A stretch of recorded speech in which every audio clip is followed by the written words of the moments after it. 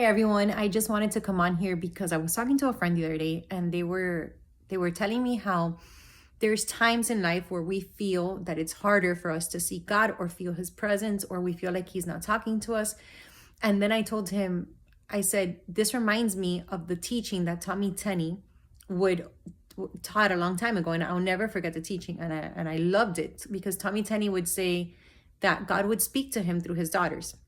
Tommy Tenney, he's the one that produced the movie One Night with a King. It's the movie on Esther.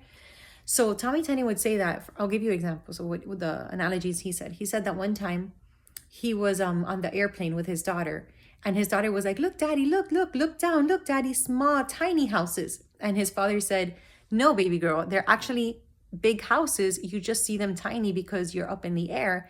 And that the Lord ministered to him and said, "That's exactly how it is with you guys and the problems. You guys see problems huge, but it's because you have to see it through my perspective, which is I see them tiny."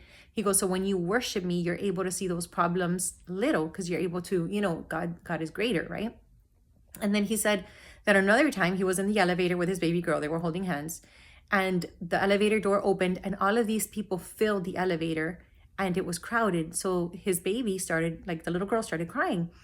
And she was crying, crying, crying. And then she looked up at her father and put her two arms up and said, "Pick me up, daddy." So he says that as soon as he picked her up and took her up to his level, she stopped crying because she was no longer intimidated. So he says, when you feel that, just put out your arms, worship God, and say, "Pick me up, daddy."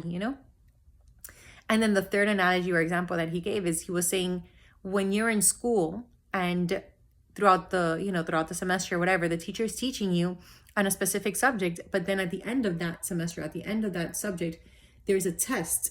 And he says, and the teacher is not allowed to talk during the test. During the test, the teacher remains silent to see if you were listening or if you were studying or if you're able to pass the test. So he says that, like saying, like, God usually plays hide and seek with us. It's a game, but it's because he wants to see, did we learn the lesson? He wants to see, are you gonna worship me during the time? Are you gonna trust me? But then I was also saying, but at the same time, you do have to search your heart and you do have to see, okay, why is it that I'm not feeling the presence of God? Is it because it's a time like that it's just God is maturing you and not wanting you to depend on emotions or depend on feeling his presence? Or is it because you have been maybe opening some kind of door to a sin, and now that's why you're not feeling the presence of God? So we always constantly do have to search our heart. But if you know that you've been seeking God and that you're longing for him and seeking him, and you haven't been hearing from him, then perhaps maybe it's a test, you're playing hide and seek with your father.